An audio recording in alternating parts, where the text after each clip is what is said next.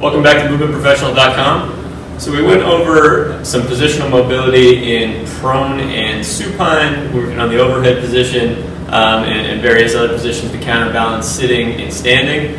Some other positions that you can work on are side lying and then some combination side lying with rotation. So we get in a side lying position. All right, so say we've been supine for a while, we're watching TV, we're opening it up here. This starts to get comfortable, just uncomfortable from the pressure on the sacrum there. You can just roll to the side.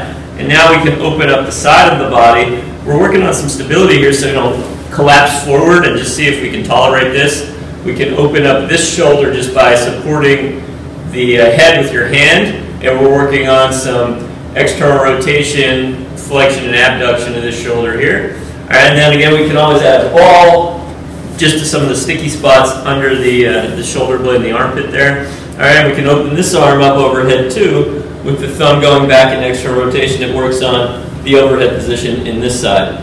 All right, so with the legs, you can start playing around with bending the top leg, which then works into some flexion here, and then relatively works on extension through there, and then we can kind of mix that up and just try to open up this whole side of the body. So if I flex the bottom leg, then I'm actually going to open up the side of the trunk a little bit here. I can reach around it, I reach away from my body, so I feel like I'm actually going to be doing a little strength work for some of the lateral muscles of the thigh there. All right, which are they're important muscles to work on, but it's a good idea to decompress some of the quadrants of the lower abdominal region there. All right, so I hang out there and I'm just able to move around, but really I'm just using position to mobilize and stretch. And then obviously I can flip and do that on the other side and check for asymmetries.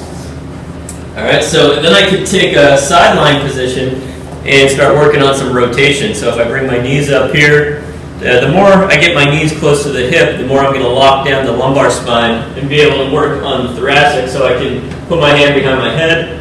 Again, if I have a pillow or something, I can actually look at something up if I wanted to watch TV while doing this. So it doesn't become so much of a routine, but just a way to balance out some of the chronic positions throughout the course of the day. And again, I can flip that to the other side and test differences side to side.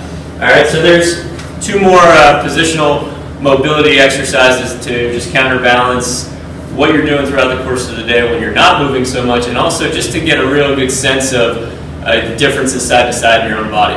See you next time.